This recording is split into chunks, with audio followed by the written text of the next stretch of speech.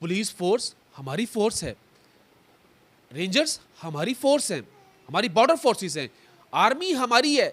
और यार क्यों हम उनसे डरें, क्यों वो हमें हैरेसमेंट करें? हम लोगों ने कौन सी गद्दारी की इस मुल्क के साथ, कौन सी चोरी चकारी की है, कौन सी दूसरी पार्टीज के लीडर्स की तरह हम लोगों ने इस मुल्क को लूटा है? और यार हम लोग तो एक आवाम की आवाज़ हैं, एक जनून की आवाज़ हैं, एक नौजवान की आवाज़ हैं जो कि चाहता है कि मेरे मुल्क का जो ग्रीन पासपोर्ट है उसकी इज्जत हो। मेरी पार्टी में अल्हम्दुलिल्लाह हमारे इस कॉन्स्टिट्यूंसी से 4 से 5 कैंडिडेट्स हैं, लेकिन मुझे देख के कोई लोग आ जाएं, कभी वो क्यू लीग पे खड़े होते हैं, कभी शेर का पे आ जाते हैं और महीना पहले घर से शेर उतार देते हैं।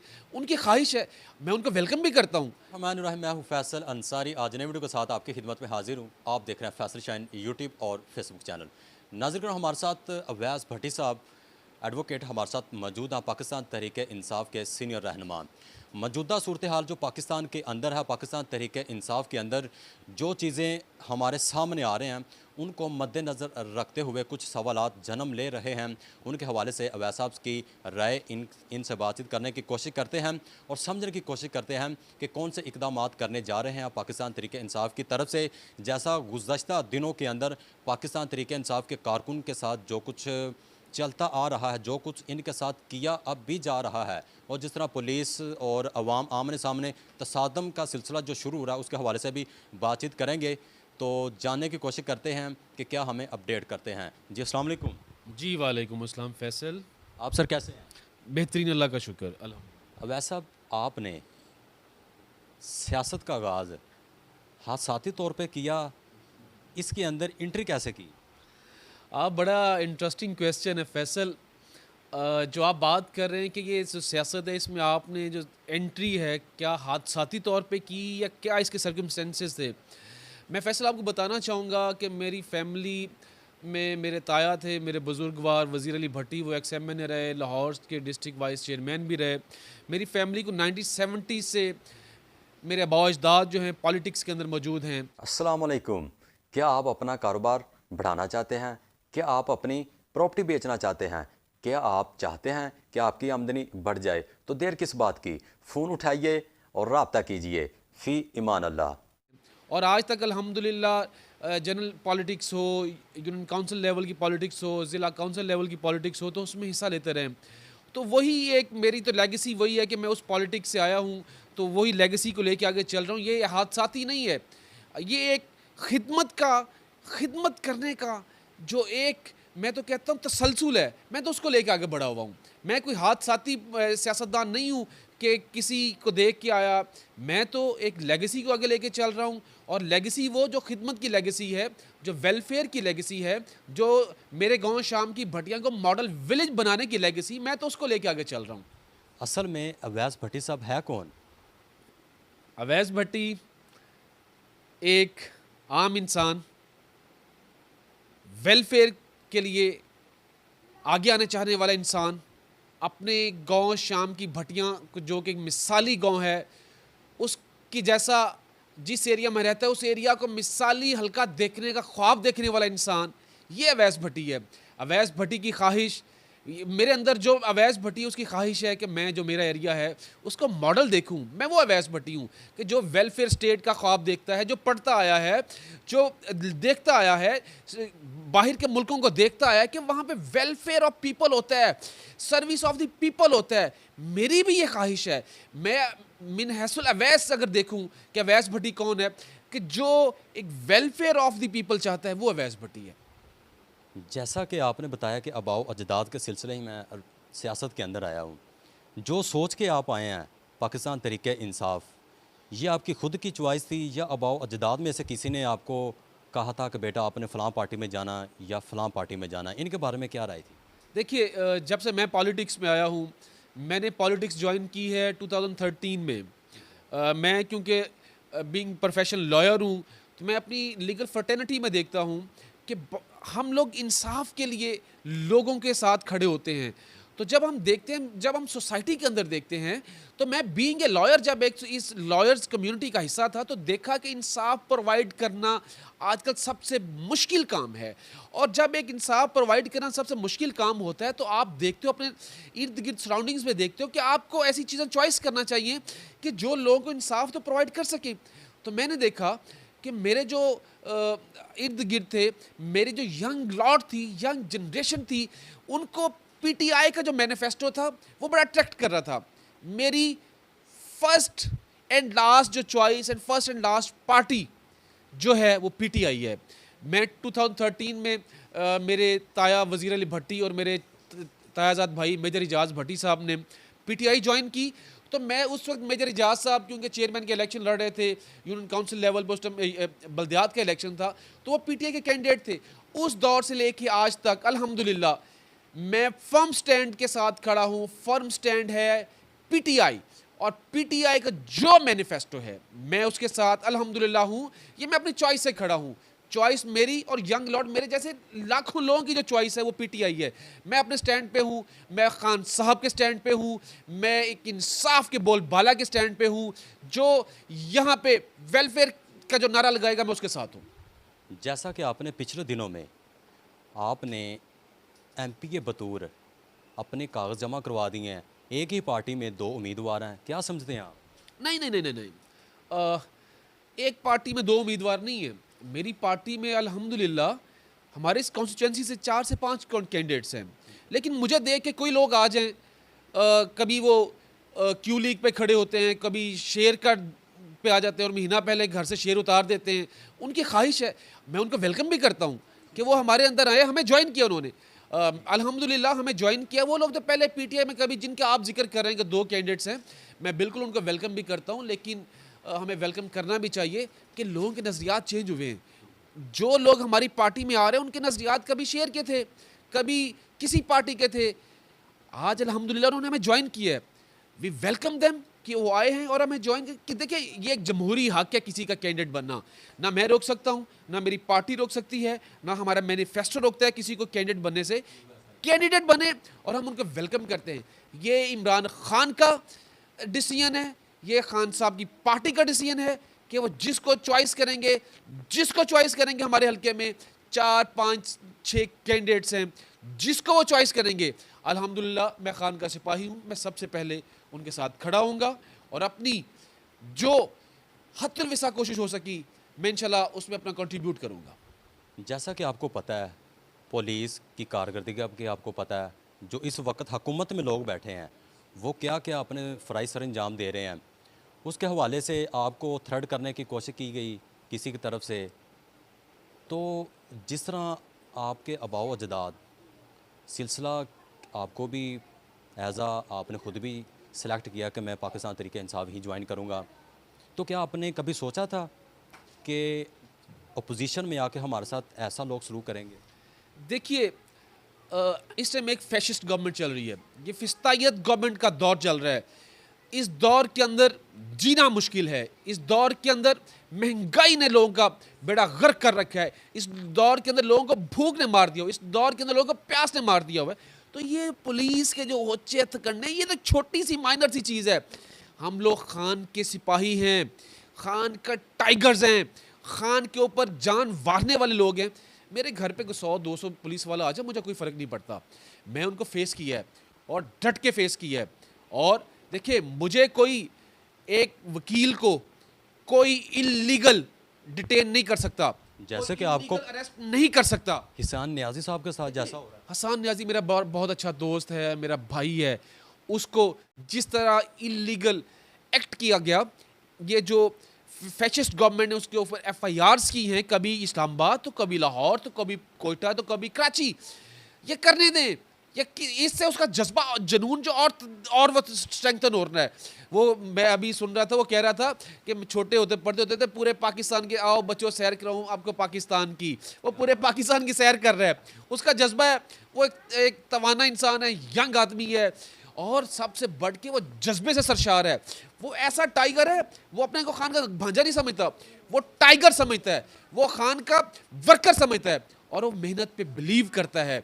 और उसने अल्हम्दुलिल्लाह अल्हम्दुलिल्लाह, मैं क्योंकि मेरी लीगल फर्टेनिटी है, हमारे लीगल फर्टेनिटी के अंदर उसने एक जान बख्शी है कि हमारे अगर 1 साल पहले देखें तो लॉयर्स कम्युनिटी में अगर 20% पे पीटीआई खड़ी थी, आज अल्हम्दुलिल्लाह 90% स्ट्रेंथ है हमारी लॉयर्स की, पीटीआई के अंदर खड़े हम लोग। जैसा कि आप जो लोगों ने अपने फॉर्म जमा करवाए हैं एज अ सूबाई असम्बली में, उनको हिरासा कर रहे हैं, रात को पकड़ रहे हैं, आपको कोई खदशा, आपको कोई किसी चीज़ का खौफ तो नहीं? देखिए, इन लोगों ने वो शहद करने ज़रूर किए हैं। मैं पहले कहा, पुलिस फोर्स हमारी फोर्स है, रेंजर्स हमारी फोर्स हैं, हमारी बॉर्डर फोर्सेस हैं, आर्मी हमारी है। और यार क्यों हम उनसे डरें, क्यों वो हमें हरासमेंट करें?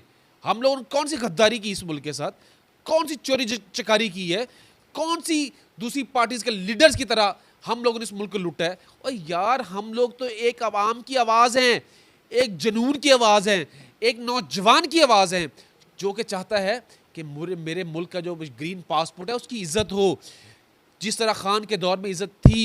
हम इस्लामोफोबिया एक बड़ा समझा जाता था, हमें इस्लामिक डे डिक्लेयर करवाया, इस मुल्क के अंदर एहसास कार्ड आया, इस मुल्क के अंदर हेल्थ कार्ड आया। ये वेलफेयर स्टेट की बात होती है। जो वेलफेयर ऑफ पीपल पे बिलीव करता है वो किसी हरासमेंट से नहीं डरता। और अगर पुलिस मेरे घर पे, तो पहले बात उनकी जुर्रत और हिम्मत नहीं हुई कि वो यहाँ पे मेरे गेट तक आते। उनको पता है कि यहाँ पे एक हमें आगे से, पिछले दिनों ने महीना डेढ़ पहले एक हरकत की थी, और फिर उनको यहाँ पे जिस तरह उनको मेरे इस इलाके के एसपीज को जिस तरह मुंह की खाना पड़ी, और उनके ऊपर मैंने एफआईआर का ऑर्डर लिया, और अब वो मेरी मिन्नतें तरलों पे हैं कि हमारे ऊपर एफआईआर नहीं करवाएं।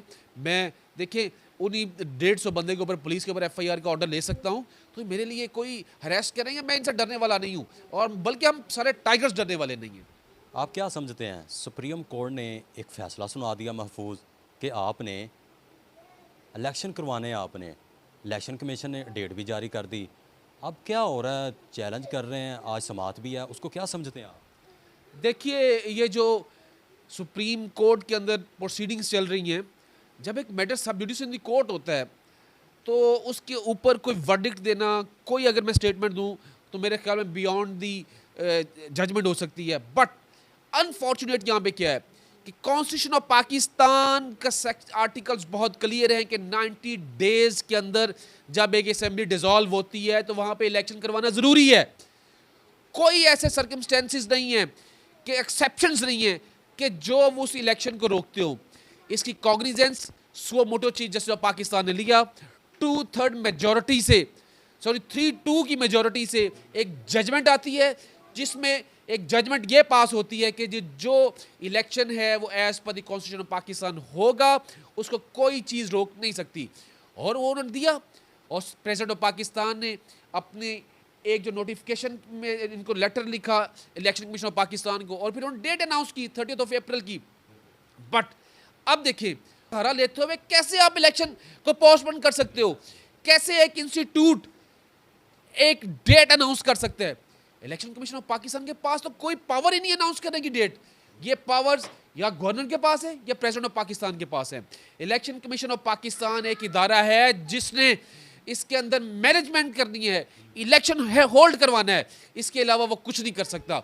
इसके अलावा जो करना है वो सिर्फ और सिर्फ प्रेसिडेंट ऑफ पाकिस्तान और गवर्नर या डेट अनाउंस करनी है। सिर्फ उन्होंने ऑर्गेनाइजेशन की हद तक किया कि ऑर्गेनाइज करना है, कि इलेक्शन किस तरह होल्ड करना है, वो कर सकते, इससे बढ़ के उनके पास कोई पावर्स नहीं है।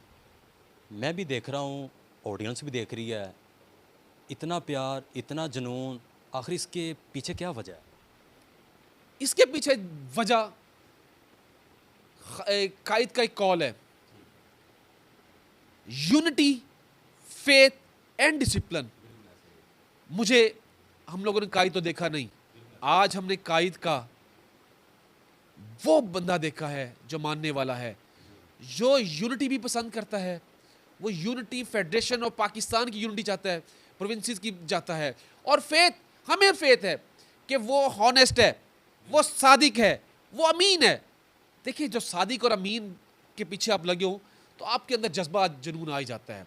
और डिसिप्लिन तो फिर आपको पार्टी सिखाती है, और डिसिप्लिन इंशाल्लाह हमारे अंदर, हमारी पार्टी के अंदर है। और डिसिप्लिन वो जो खान साहब का नज़रिया है कि डिसिप्लिन अमंग दी जो कैंडिडेट्स हैं हमारे होगा, कि कोई लोटाइज़म यहाँ पे नहीं चलेगा। जिसने खान को छोड़ा एक दफ़ा वो हमारे से बाहर है। आज जिस तरह हमें मर्जी लोग ज्वाइन करें, खान के आगे हिस्ट्री मौजूद है। बड़े लोटे आज हमें ज्वाइन कर रहे हैं, उनमें डिसिप्लिन नहीं था। Khan unity faith and discipline. आप तो साफ साफ कह रहे लोटे। देखिए जो लोटे हैं सबको पता है, मुझे पता है, आपको पता है, किसको नहीं पता। देखिए हमारी पार्टी के अंदर अब हजारों की तादाद के अंदर लोगों की लाइंस लगी हुई हैं, इन लोटों की लाइंस लगी हुई हैं। ज़रूर ज्वाइन करें, किसी को पार्टी ज्वाइन करने से कोई नहीं रोक सकता। खान साहब ने ऐसा फैसला क्यों किया? खान साहब खुद कह रहे मैं टिकट खुद दूंगा। देखिए खान साहब ने बिल्कुल ये अच्छा डिसीजन है कि वो टिकट खुद देंगे। बट मैं एक बात कर रहा हूँ, आपने पूछा कि आपके अंदर जज्बा जनून की बात, मैं वो यूनिटी फेथ एंड डिसिप्लिन की बात कर रहा था कि हमारी पार्टी में अब डिसिप्लिन चलेगा। जो एक दफ़ा इसका है वो है। देखिए खान साहब ने हमें लास्ट वीक अभी बुलाया, ज़मान पाक हम हमारे साथ मीटिंग होती है उनकी। खान साहब का एक ही चीज़ पे फोकस था सारे कैंडिडेट्स को, यार अपनी ज़ात से बाहर निकलो, इस कौम का सोचो। जब आप इस कौम का सोचोगे तो आपको पता होगा कि मैंने पाकिस्तान का सोचना है। और वो बड़ी क्लियर बात करते हैं कि जो वो बात ये करते हैं कि अगर जिस कैंडिडेट को मैं टिकट खान साहब कहते हैं मैं दूंगा, वही मेरा कैंडिडेट होगा।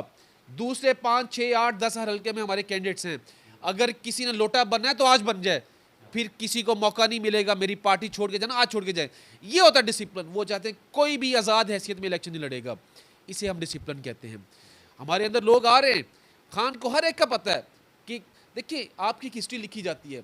अगर मैं 2013 से पार्टी के साथ हूँ, मैं पार्टी छोड़ता हूँ तो मेरी पार्टी में एक हिस्ट्री लिखी जाएगी कि मैं आज छोड़ गया था, कल आ गया था, परसों छोड़ गया, फिर आ गया। ये नहीं होता। मेरी अगर आज पार्टी, जब मैं पॉलिटिक्स में पैदा हुआ हूँ 2013 में, तो पीटीआई है, तो इंशाल्लाह मैं जिस दिन मरूंगा मेरा कफन भी पीटीआई का होगा, झंडा होगा।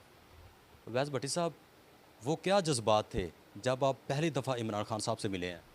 देखिए मैं खान साहब से पहली दफ़ा मिला, जलसे के अंदर मुलाकात थी, फिर मेरी अक्सर मुलाकात उनसे हुई इसी तरह। लेकिन मेरी जो डिटेल मुलाकात हुई खान साहब से, जब खान साहब को गोली लगती है, मैं गया उनके साथ, मैं उनसे मिलने गया तो खान साहब से बड़ा ही अच्छा, एक बड़ा ही माहौल में बातें हुई।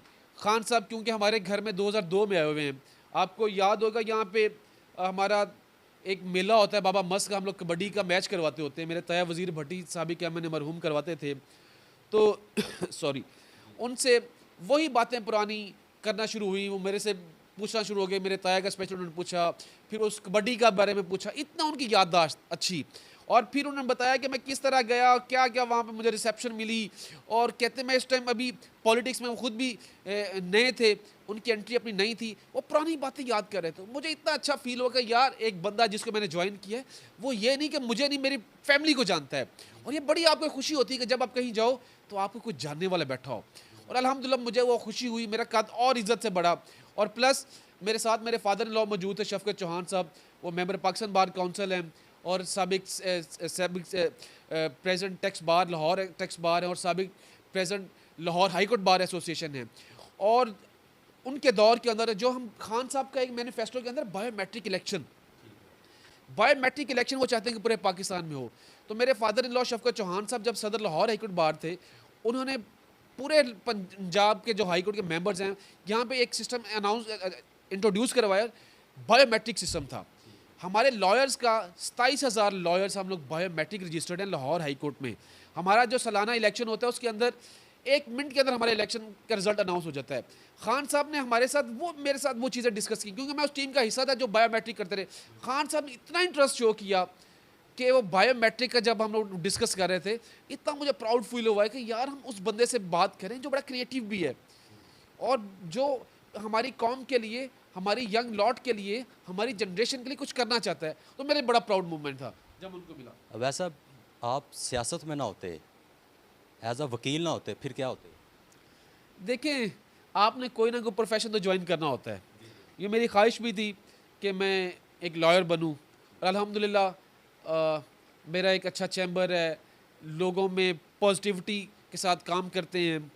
तो मैं अगर एक लॉयर ना होता, एक पॉलिटिशियन ना होता, तो मेरी बड़ी ख्वाहिश है कि मैं जिस तरह खान का मैनिफेस्टो ने वेलफेयर, मैं वेलफेयर के काम में ज़रूर होता। अभी भी कोशिश करते हैं, बट फिर मैंने अपना पूरा फोकस वेलफेयर ऑफ सोसाइटी पे होना था मेरा। आपसे अब मज़ेदार सवाल होंगे। आप खला में जाना चाहते हैं, खलाइल बाज दो आपके पास है, एक आपके पास है, दूसरा किसको देना चाहते हैं? ऑप्शन है आपके पास परवेज़ इलाही साहब या आरफ अलवी साहब। दोनों ही ऑप्शन देखें जी, मेरे एक प्रेसिडेंट ऑफ पाकिस्तान है, एक मेरे प्रेसिडेंट ऑफ पार्टी हैं। तो खला में देखें ना, डॉक्टर साहब हैं, मंजे हुए आदमी हैं, तो कोई भी ज़रूरत पड़ सकती है, खला में डॉक्टर अलवी साहब साथ होंगे। टोटल अच्छा, इसके अलावा बारिश बहुत ज़्यादा हो रही है, छतरी के आपके पास है, दूसरी किसको देना चाहते हैं? जमशेद चीमा साहब को या फवाद चौधरी साहब को? देखिए, मेरे पास एक छतरी है, तो मैं ज़रूर चाहूँगा कि फवाद चौधरी हो। फवाद चौधरी को? फवाद चौधरी हो। क्यों, कैसा? देखें, जमशेद चीमा से मेरी कोई पर्सनल ग्रज नहीं है, लेकिन जिस गांव में मैं रहता हूं, इस गांव का पानी ख़राब करने में मेरी पार्टी से वो, इस गांव का पानी ख़राब करने में ओरिगा ग्रुप ऑफ केमिकल्स का बहुत बड़ा हाथ है। मेरे गांव के बच्चे को अपाहज करने में उनका बड़ा हाथ है। मैं अपनी पार्टी की लीडरशिप से भी ये कह चुका हूँ।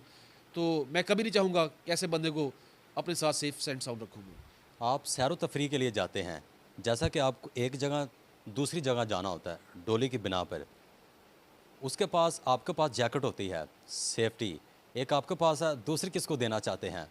ऑप्शन है आपके पास आज़म स्वाति साहब या उस्मान बुज़दार साहब। मेरा तो हमारे फोकल पर्सन ऑफ लॉयर्स भी, लीगल फोकल पर्सन भी, मैं तो कहूँगा जी आज़म सवाती। आज़म स्वाति साहब। आज़म सवाती।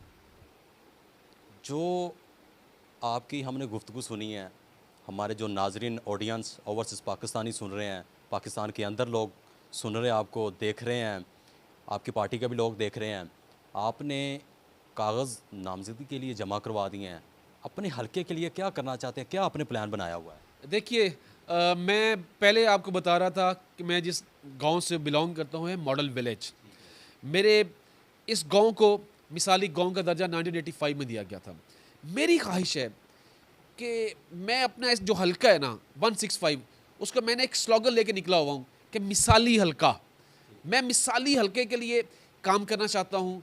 लेकिन खान साहब को जब मैं लास्ट वीक मिला हूँ, उनका ये कहना था कि आप अपनी ज़ात और अपने हल्के से बाहर निकलो और पाकिस्तान का सोचो। मेरी ख्वाहिश है कि पूरा पाकिस्तान मिसाली हो, जहाँ पे हेल्थ की फैसिलिटीज़ हों, एजुकेशन की फैसिलिटीज़ हों, स्पोर्ट्स की फैसिलिटीज़ हों, आवाम को महंगाई से छुटकारा हो, आवाम को रोज़गार का ना हो, आवाम को यहाँ पे रोटी, कपड़ा और मकान, जिसका भुट्टो नारा लगाता था, ये हमारे बुनियादी हकूक़ हैं, ये मुयस्सर हों, और वो अपना घर, अपना स्कीम यहाँ पे फिलफौर हो, और नौजवान रोज़गार को यहाँ पे काम करने का, रोज़गार का मौका मिले, और एहसास प्रोग्राम जैसे, पनाहगाहों जैसे, हमें ज़रूरत ही ना पड़े कि हम लोग इतने तरक्की याफ्ता हों कि ये मुल्क मिसाली मुल्क हो। आप अकेले में बैठे हों, कोई ऐसा वाक़या जो आप महसूस करके,